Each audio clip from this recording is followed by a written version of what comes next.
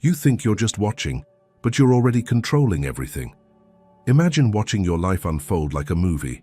Problems, decisions, situations that seem out of your control. Scenes change, characters come and go, and you're sitting there, reacting to what appears on the screen. Now, what if I told you that you're not just the viewer of it all, you're the one holding the remote? At first, that sounds impossible. After all, if the observer sees everything, how can they be inside the game itself? That's the question that changes everything. Because if the answer is yes, if the observer is inside, then it means reality responds to your consciousness. Not later, not symbolically, right now in real time. The way you notice, the way you focus, the way you are present becomes part of how events unfold. And in that case, the whole game changes. You're no longer reacting to a fixed script. You're participating in its formation moment by moment, often without realizing it. The difference between watching and influencing was never distance, it was awareness. From the moment we learn to speak, we're taught a quiet assumption that shapes everything after. There is me over here and there is life over there. Events arrive, people act, circumstances unfold, and you somehow are standing apart, watching it all happen to you. This idea settles in so early that we rarely question it. It feels natural, obvious, almost factual. But notice how strange it is when you slow down. If you were truly separate from what happens, why does a single thought change your body? Why does a memory tighten your chest or a possibility suddenly lift your energy? Nothing out there has moved, yet everything inside has shifted. That alone should make us pause. The sense of separation is not something you discovered on your own. It was inherited, learned, repeated until it felt real. As children, we are constantly asked, "What happened to you?" not "What moved through you?" We grow into a language that places us downstream from life, as if experience were a river and we were helplessly floating in it. Over time, we stop noticing that the river responds to us just as much as we respond to it. Think about the last time you walked into a room feeling tense. You didn't announce it. You didn't explain it. Yet something in the room changed. Conversations shifted. People reacted differently. Now think of a time you entered calm, grounded, clear. Same room, different outcome. If you were separate from what happens, that wouldn't be possible. The idea that life is happening to you depends on a hidden belief, that observation is passive, that watching has no weight. But your own experience quietly contradicts this every day. The moment you truly notice something, it changes. A habit weakens, a fear loosens, a thought loses its grip. Not because you fought it, but because you saw it. This is where the illusion of separation begins to crack. You don't observe from outside of life like a spectator in a theater. You observe from within it, like a lens that also bends the light passing through. The act of noticing is not neutral. It carries tone, energy, direction, and the world, subtle as it is, responds. Most people miss this because they are taught to focus on outcomes instead of processes. They watch what happened, not how their inner state shaped what happened. They track events, not reactions. So the deeper pattern stays invisible. It feels as if life is random, unfair, or driven by forces beyond reach. But look closer. Every experience arrives wrapped in your interpretation of it. Two people live the same event and walk away in entirely different worlds. Same facts, different realities. That difference is not in the event, it's in the observer. This doesn't mean you caused everything in some simplistic way. It means that what you call reality is inseparable from the position you are observing from.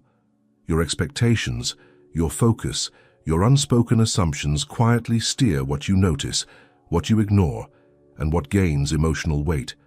And whatever gains emotional weight begins to organize your future responses. That's how the loop forms. You believe you are separate, so you react automatically. You react automatically, so life feels uncontrollable. Life feels uncontrollable, so the belief in separation deepens. Round and round it goes, unnoticed, unquestioned. Yet the moment you catch yourself in reaction, something remarkable happens. Even for a second, there is a tiny gap. In that gap, you are no longer merged with the event, but you are also not outside of it. You are present within it. That presence changes the texture of the moment. The reaction softens, options appear, choice returns. This is not philosophy, it's practical. You've felt it. The instant you notice anger rising, it shifts. The second you become aware of a repetitive thought, it weakens. The act of seeing introduces freedom, not because you escape the situation, but because you stop being unconsciously fused with it. Separation collapses not when you control more, but when you notice more honestly. And here's the part most people overlook. If observation can change your inner state so quickly, what else might it be influencing? If attention alters your mood, your decisions, your timing, your tone, then how could it not ripple outward into what unfolds next?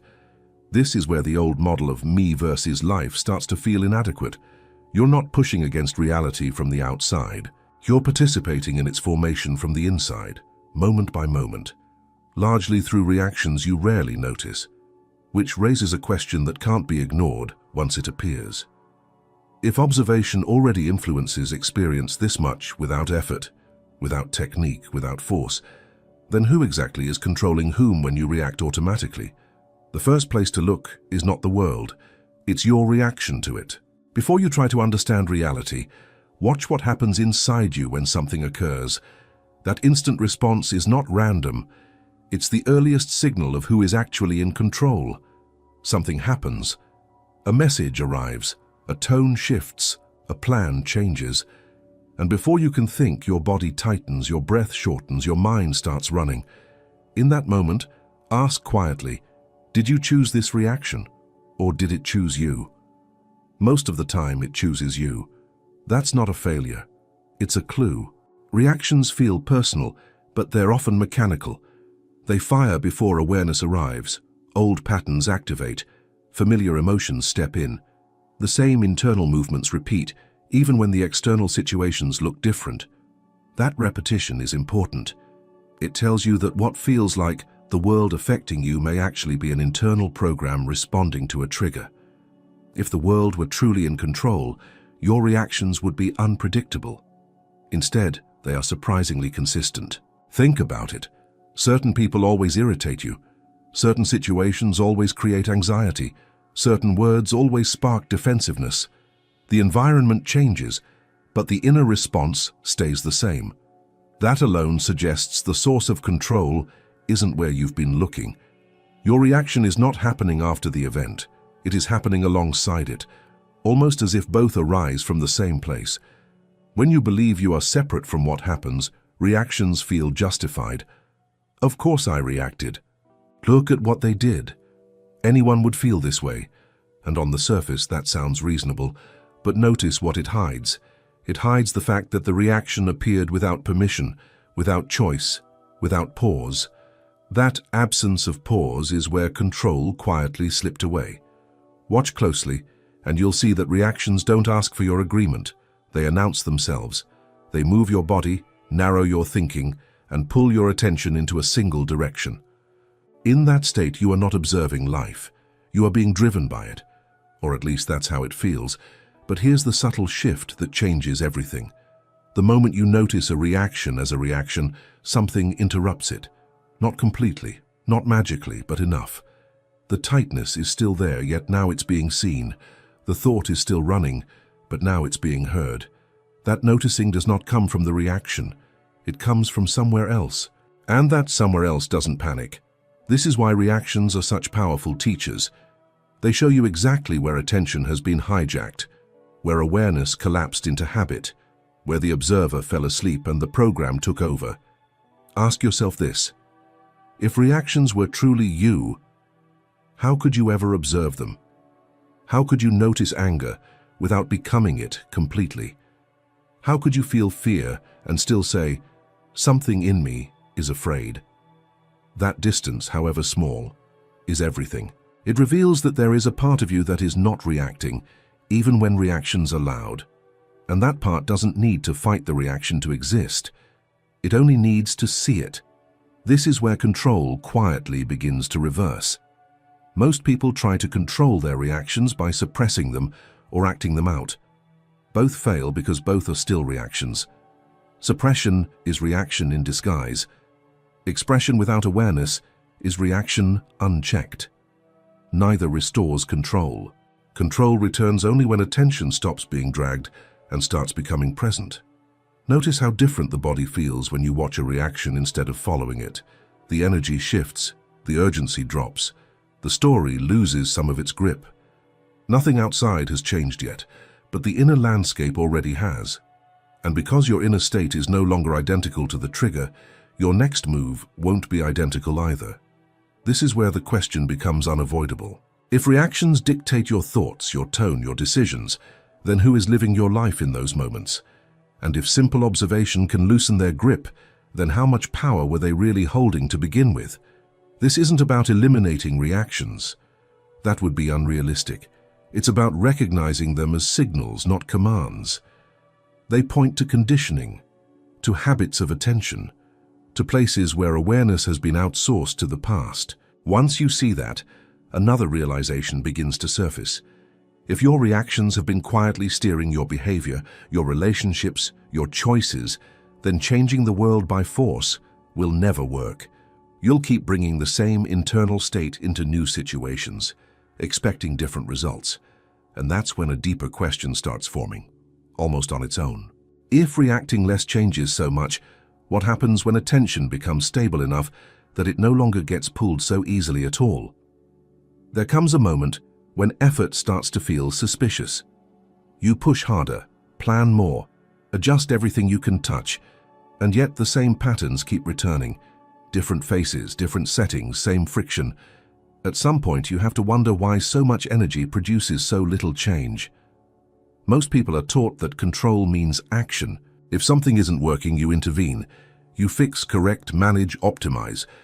And on the surface, this seems logical. After all, action does produce results, but only up to a point. Beyond that point, effort begins to recycle the same outcomes under new names. Look at how often change is directed outward. New routines, new strategies, new environments, new relationships. Each comes with hope. This time will be different, and for a while it often is. But then the familiar tension returns. The dissatisfaction creeps back in. The same internal pressure resurfaces, even in a completely new situation. That repetition is not bad luck, it's feedback. When you try to change the world without changing the place you're operating from, you're still projecting the same internal signal. The scenery shifts, but the source remains untouched. It's like rearranging furniture while ignoring the foundation. You may feel busy, productive, even heroic, but the structure underneath hasn't moved. Notice how exhausting this kind of change feels. There's always something to manage, something to fix, something to push against. Rest feels unsafe because letting go feels like losing control. So effort becomes constant. Tension becomes normal. And still nothing truly settles. This is where the misunderstanding lives. You're not failing because you're not trying hard enough. You're struggling because effort aimed at the surface can't reach the deeper layer where outcomes are shaped. The world you experience is not responding only to what you do. It's responding to the state you bring into what you do. Two people can take the same action and get different results. Same words, different impact. Same opportunity, different outcome. The difference is not technique, it's coherence. One acts from clarity, the other from resistance. One moves with presence, the other moves with urgency. The world responds accordingly. Urgency is especially deceptive. It feels like power. It feels like momentum. But urgency often signals fear of losing control, and fear narrows perception. It pushes you to act before seeing clearly. The more you act from that place, the more the world seems to resist. Not because reality is hostile, but because your actions are fragmented. This is why force rarely creates lasting change. Force is blind. It doesn't listen. It doesn't notice subtle shifts. It overwhelms instead of aligns. And alignment, not pressure, is what reality seems to respond to most consistently. Think about moments when things fell into place without struggle, conversations that flowed, decisions that felt obvious, solutions that appeared at the right time. In those moments, you weren't pushing, you were present, you were available. Your attention was not split between 10 imagined futures. It was here. Those moments reveal something important. Change doesn't require more control. It requires less interference. The more you try to bend reality to match your expectations, the more rigid those expectations become. And rigid expectations filter what you can see. They block information, they turn surprises into threats. You stop noticing options that don't fit the plan. So even when change is possible, you miss it. This creates a paradox. You act more to feel in control, but the very act of forcing reduces your sensitivity. You become less responsive, not more. And life, which is constantly moving, doesn't respond well to rigidity. It responds to presence, timing, and subtle adjustment. That's why trying to change everything at once often leads to nothing changing at all. The effort scatters attention, the signal weakens, and the same internal state keeps recreating familiar results, no matter how different the external actions look. At some point, a quiet realization begins to form. Maybe the lever you've been pulling isn't connected to the mechanism you think it is. Maybe the real influence point isn't in the visible actions, but in the invisible layer that decides how those actions are taken. And if that's true, then the question shifts. Instead of asking, what should I change out there? A different question starts to surface. From where exactly am I acting? Because if that place remains unchanged, no amount of effort will produce a different world. And that opens the door to noticing a layer of reality most people overlook, the place where things begin before they ever show up on the surface. Before anything happens in the world, you can point to something has already happened that you can't see. A decision was made, not always consciously. An orientation formed, attention leaned in a certain direction. By the time an action appears, the deeper movement is already complete. This is the layer most people never notice. It doesn't announce itself. It doesn't make noise. There are no headlines there. Yet it quietly determines what becomes possible and what never even enters your awareness. This is where the real game is played, long before results show up. Think about how often you decide something without remembering the moment of decision. You just find yourself moving in a direction, saying yes, saying no, avoiding, reaching. The story comes later. The justification follows. But the choice itself was already in motion. That motion begins in the invisible. It starts as a subtle posture toward life, open or guarded, curious or defensive, present or distracted. These states don't feel like actions, yet they shape every action that follows. They decide what you notice, what you dismiss, what feels risky, and what feels natural. Two people can stand in the same situation and see entirely different worlds, not because reality changed, but because their inner orientation filtered it differently. One notices opportunity, the other notices threat. One feels time expand, the other feels rushed. The environment is the same, the invisible layer is not. This is why surface-level change often disappoints. You can switch careers, cities, routines, even identities, and still carry the same internal posture into each new setting. The scenery updates. The game remains unchanged. The invisible layer is where attention lives before it locks onto an object. It's where meaning forms before language. It's where emotions arise before you name them. And most importantly, it's where reality meets you before you think you've met reality.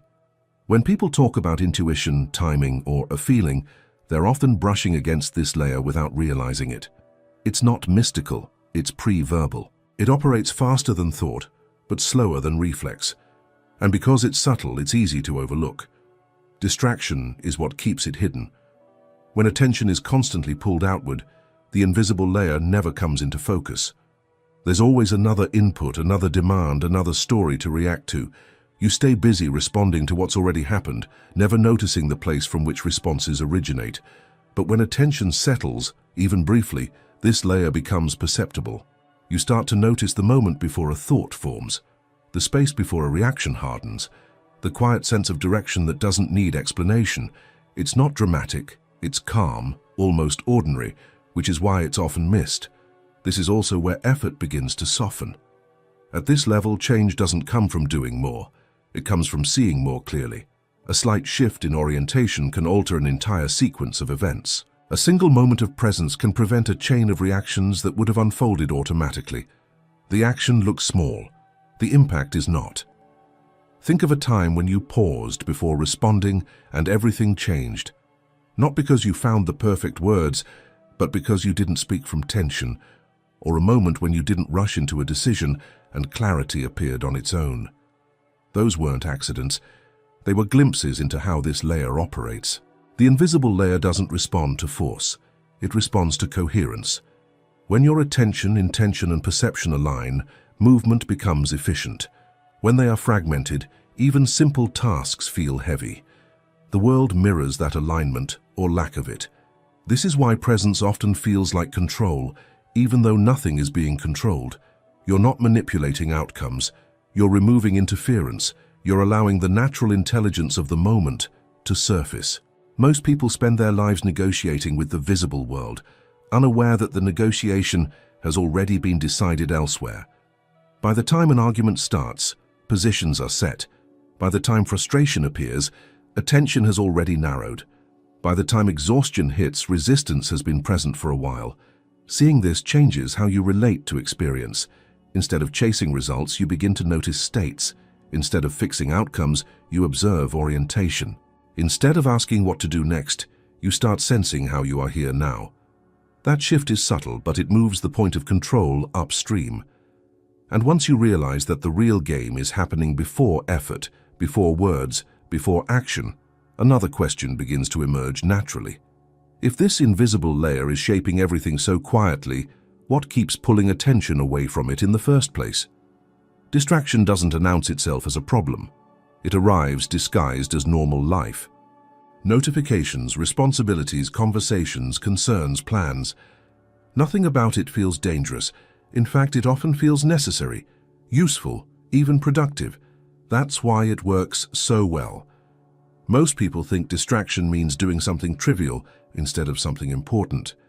But the deeper trap is not what pulls your attention. It's the constant movement of attention itself. The inability to stay long enough in one place to notice what's actually happening. When attention keeps jumping, the invisible layer remains hidden. You may be busy all day and still feel oddly absent from your own life. Events happen. Decisions are made. Words are spoken.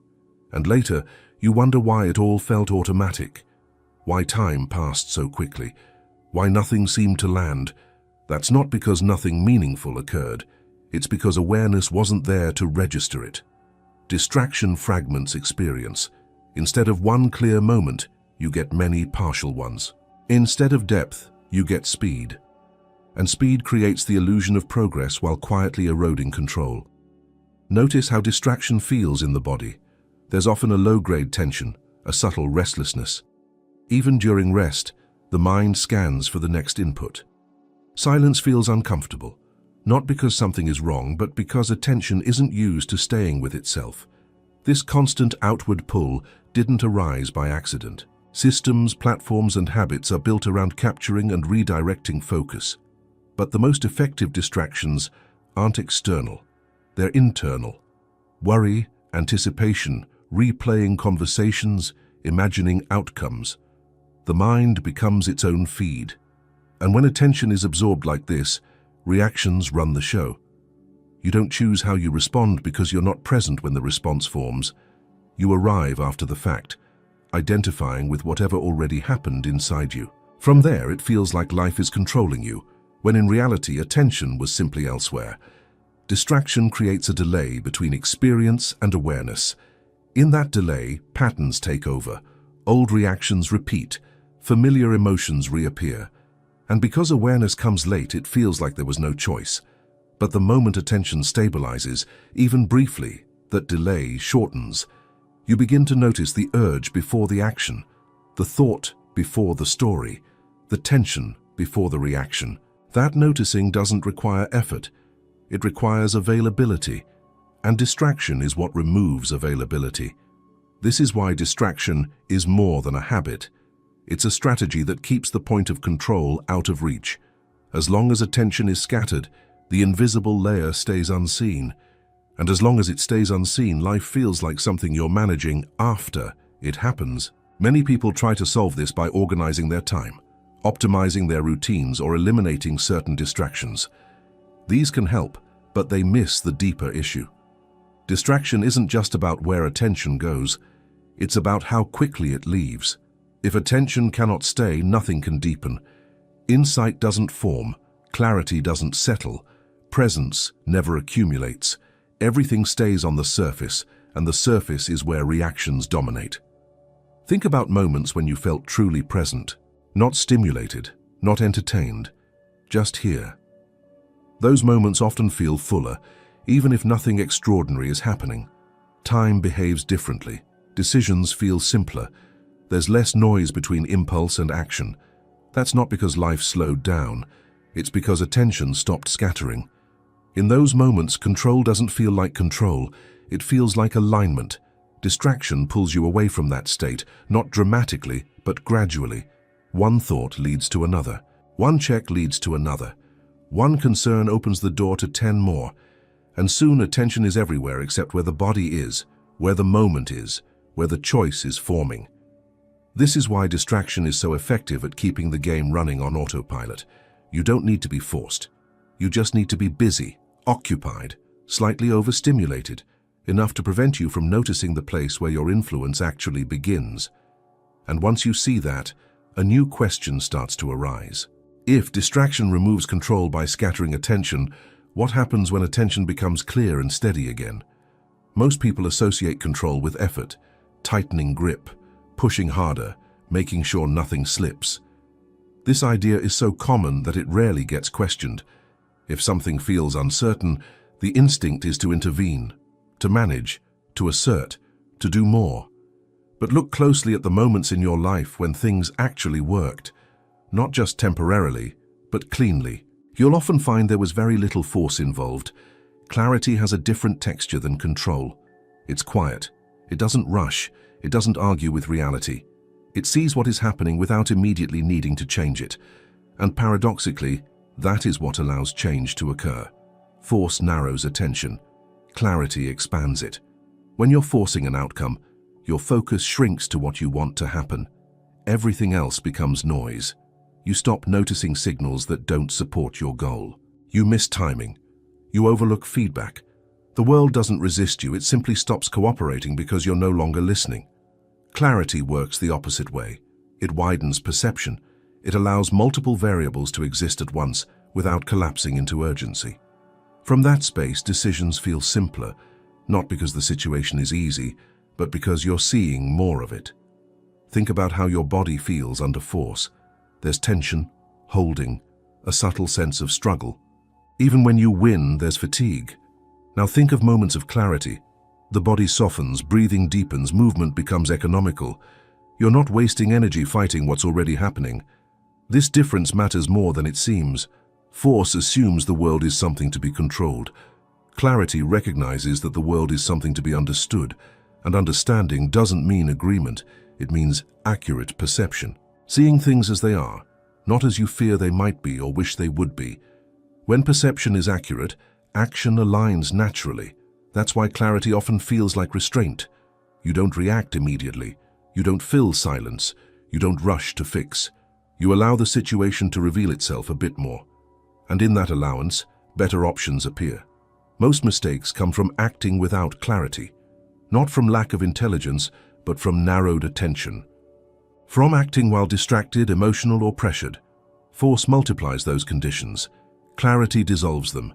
This doesn't mean passivity. Clarity can lead to decisive action, but the action comes from seeing, not from tension. It's clean, direct, appropriate to the moment. And because it fits the situation, it often requires less effort to produce more effect. Notice how people respond differently to someone who is clear. There's less resistance, less confusion. Communication lands better. Boundaries are felt without being enforced. Presence does half the work before a word is spoken. That's not charisma, it's coherence. Clarity aligns your inner state with the moment you're in. Force tries to drag the moment toward your inner state. One creates friction, the other reduces it. This is why trying to control outcomes directly often backfires. You end up managing symptoms instead of causes, adjusting details while missing the pattern, fighting fires that keep reigniting because the underlying conditions haven't been seen. Clarity goes upstream. It notices where attention is placed, where assumptions are shaping perception, where reactions are distorting interpretation. When those are seen, many problems dissolve on their own, not because they were fixed, but because they were misread. There's also an honesty to clarity that force avoids. Force doesn't want to see uncertainty. Clarity allows it. Force demands answers. Clarity tolerates not knowing, and that tolerance is not weakness. It's what keeps perception open long enough for something new to emerge. This is where control quietly transforms. You stop trying to dominate reality and start cooperating with it. Not in a submissive way, but in an intelligent one. You read the conditions, you sense timing, you respond instead of react. The world feels less like an opponent and more like a system you're part of. And once you experience that shift, another insight begins to form. If clarity is what actually restores control, then attention becomes the most valuable resource you have, because whatever you focus on shapes what becomes clear. And that raises a question you can't ignore for long. If clarity depends on attention, who or what is currently directing yours? Attention decides what becomes real for you, not in theory, in practice. What you notice shapes what you think about. What you think about shapes how you feel. How you feel shapes how you act. And how you act quietly builds the world you live in every day. This chain runs so smoothly that it's almost invisible. You wake up and your attention is already somewhere. On a concern, a memory, a plan, a screen.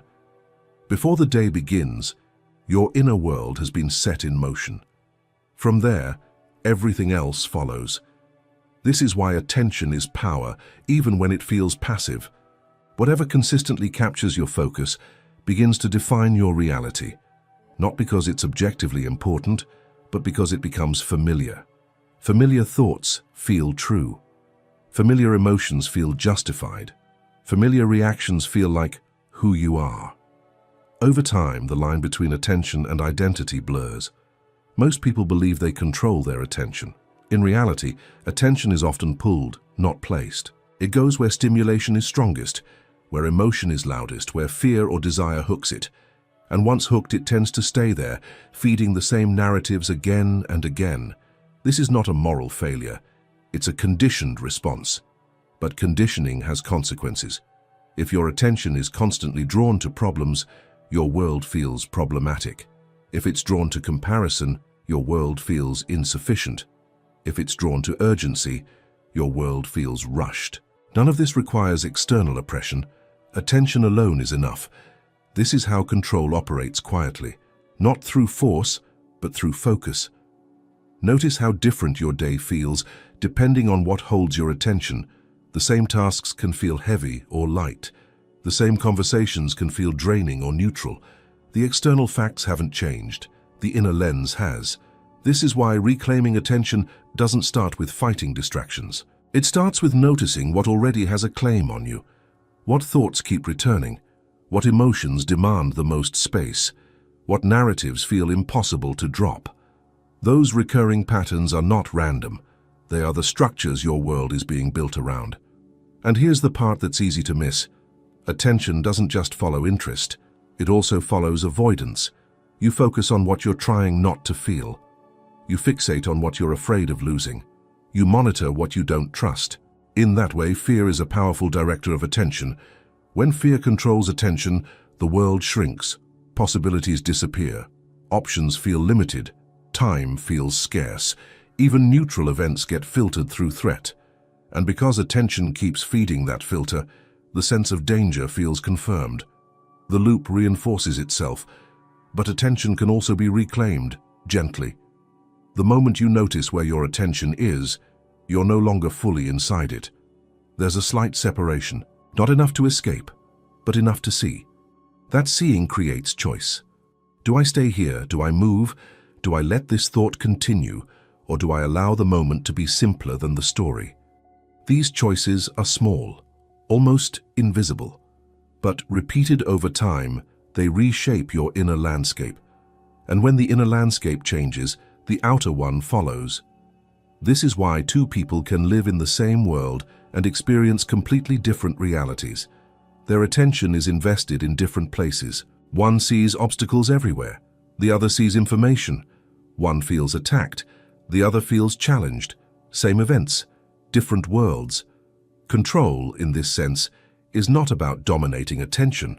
It's about befriending it, learning how it moves, understanding what pulls it and why, recognizing when it's being hijacked by habit or emotion.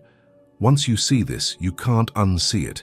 You start to notice how quickly attention leaves the present moment, how easily it's drawn into imagined futures or rehearsed pasts, how rarely it rests on what is actually happening right now.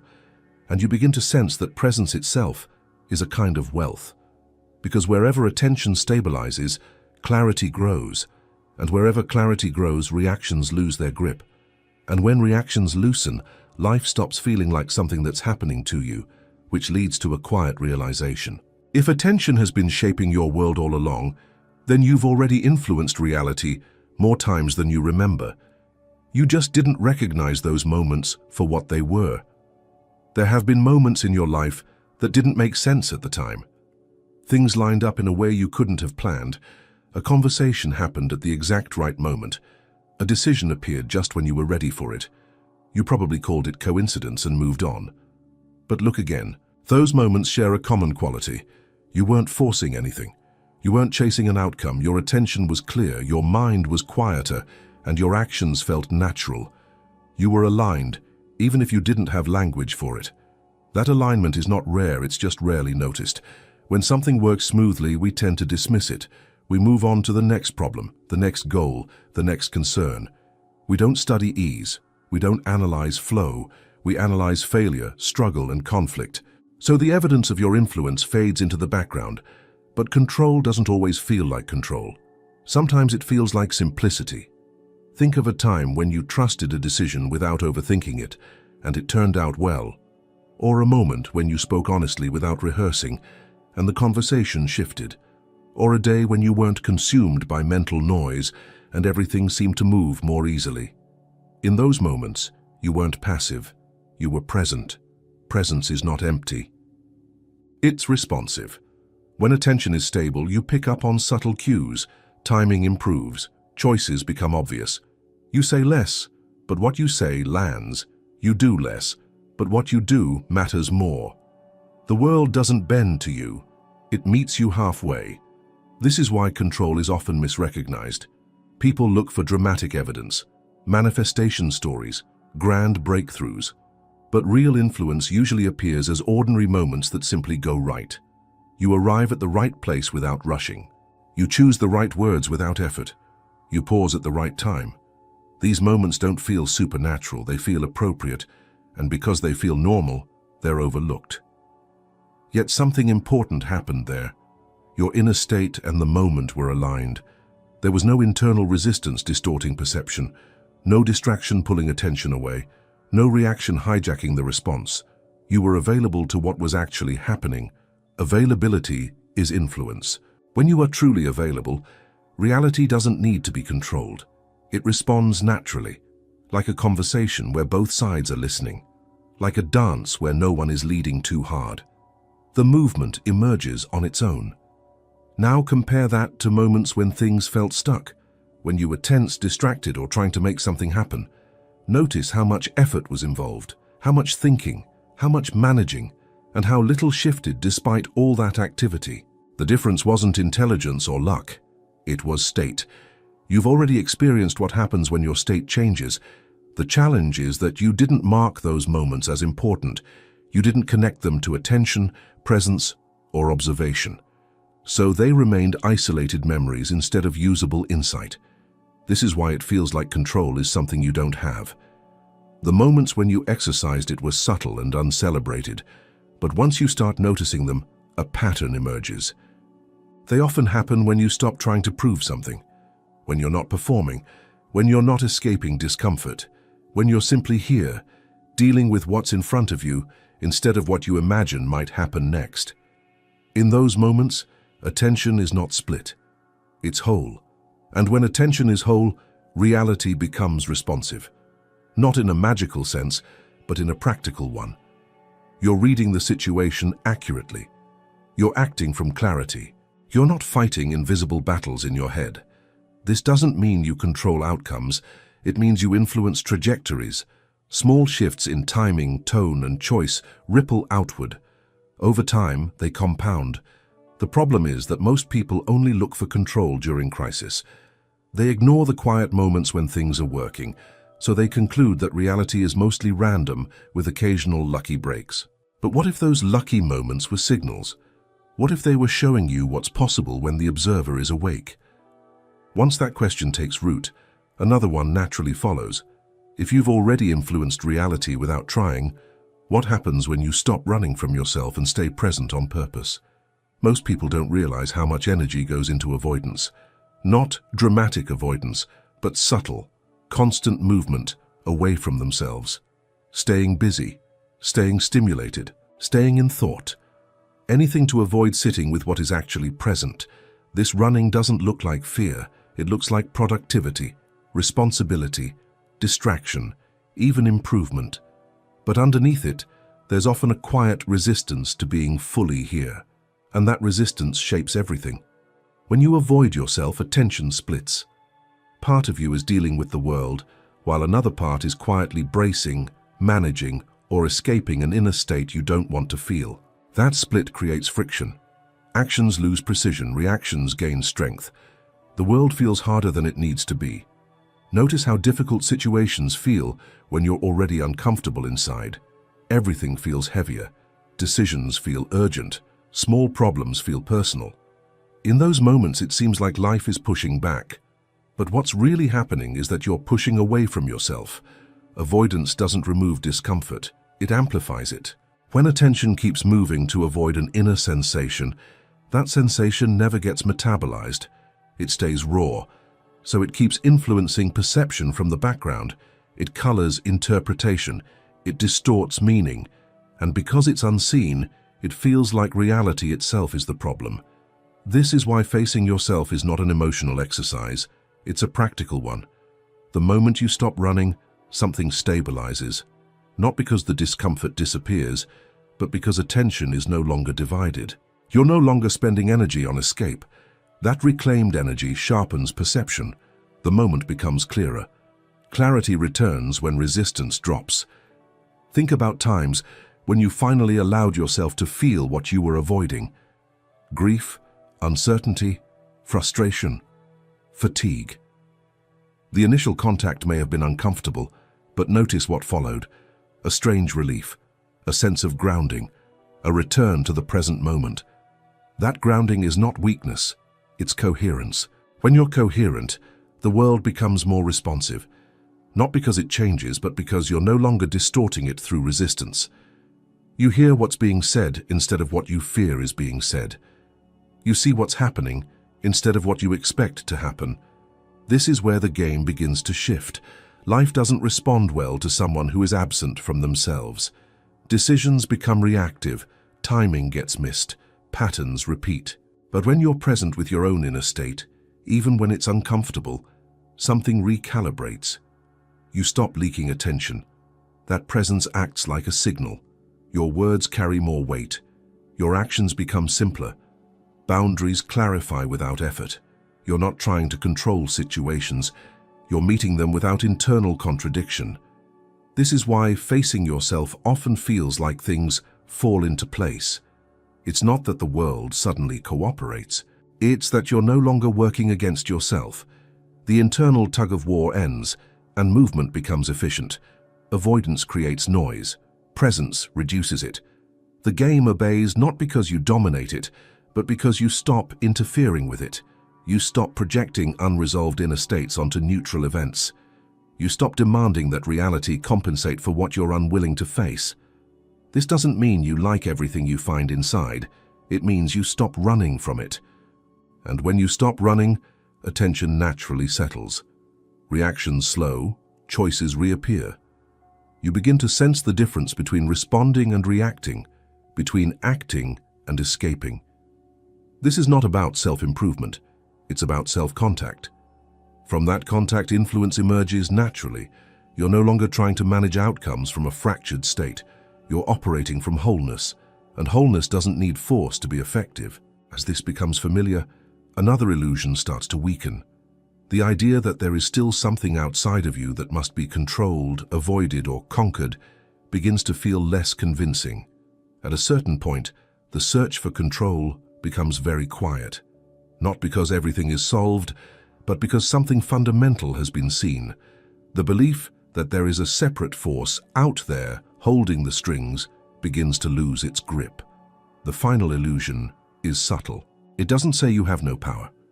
It says you have some power, but not here, not now, not in this situation. It whispers that there is always one last variable beyond you, one last obstacle, one last piece of reality that must be dealt with before you can be at ease. This illusion survives because it sounds reasonable. Life is complex. Other people exist. Circumstances change. Of course, there are things you can't control. On the surface, that's true. But look deeper at what's actually being claimed. The illusion isn't about controlling events. It's about believing your relationship to the moment is determined by something outside of you. That belief quietly hands over authority. When you think something outside controls your state, you wait. You wait for conditions to improve, for answers to arrive, for people to change. And while you wait, attention leaves the present moment and moves into expectation or resistance. That movement is the cost. Notice how often peace is postponed. Once this is resolved, after this passes. If only this were different. Each thought places control somewhere else, sometime else, and the present moment becomes something to endure rather than inhabit. But when you look honestly, what is actually outside your control? You don't control events, but you do control whether you meet them with clarity or contraction. You don't control others, but you do control whether you react or respond. You don't control outcomes, but you do control whether attention is fragmented or whole, and those distinctions matter more than they appear to. The illusion collapses when you see that nothing outside can force you to abandon presence. Distraction can pull, emotion can surge, pressure can rise, but none of it has the authority to remove awareness unless it is given permission. That permission is rarely conscious. It comes from habit, from conditioning, from the belief that something external deserves your attention more than the moment you're in. When that belief fades, control returns, not as dominance, but as sovereignty. Sovereignty doesn't mean everything goes your way. It means your inner position is not hostage to circumstances. You remain here, even when things are uncertain. You stay available, even when outcomes are unclear. You don't need reality to behave a certain way for you to be present with it. This is the shift most people miss. They think control means guaranteeing results. In reality, control means staying awake. It means not outsourcing your state to conditions. It means recognizing that while you can't command the world, you don't have to be commanded by it either. When this becomes clear, problems change shape. They lose their weight. Not because they disappear, but because they no longer define you. They become situations to engage with, not threats to escape from. Even fear changes. It may still appear, but it no longer convinces you that something essential has been lost. It becomes information instead of a directive. And because it's no longer driving attention, it doesn't run the show. This is where separation fully dissolves. There is no inside trying to survive an outside. There is just experience unfolding, with awareness present in it. The observer is no longer looking for control because it recognizes itself as the one place control has always lived. In this state, effort drops. Not because nothing is done, but because nothing is resisted unnecessarily. Action becomes simple. Stillness becomes natural. Attention rests without being held. And from that rest, a deeper recognition quietly settles in. There was never anything outside of you that needed to be conquered for control to return. The only thing that ever obscured it was the belief that it had been lost in the first place. Everything comes back to this. You were never watching life from the outside. There was no screen, no distance, no separate controller. The observer you thought was passive has always been active, shaping what appears, what matters, and what unfolds next. Not through force, but through presence. When awareness is here, the game changes. Reactions slow, attention stabilizes, choices return. Reality doesn't need to be pushed because it's no longer being met from resistance or escape. In that state, you don't just respond to life, you participate in its formation. This is the source code, not hidden, not mystical, just rarely noticed. If you stayed with this until now, write this sentence in the comments. I'm no longer watching, I'm present. That's how I'll know you reached the end. And if this resonated, choose one of the videos on your screen and keep going. If you want more content like this, that next choice is already part of the game.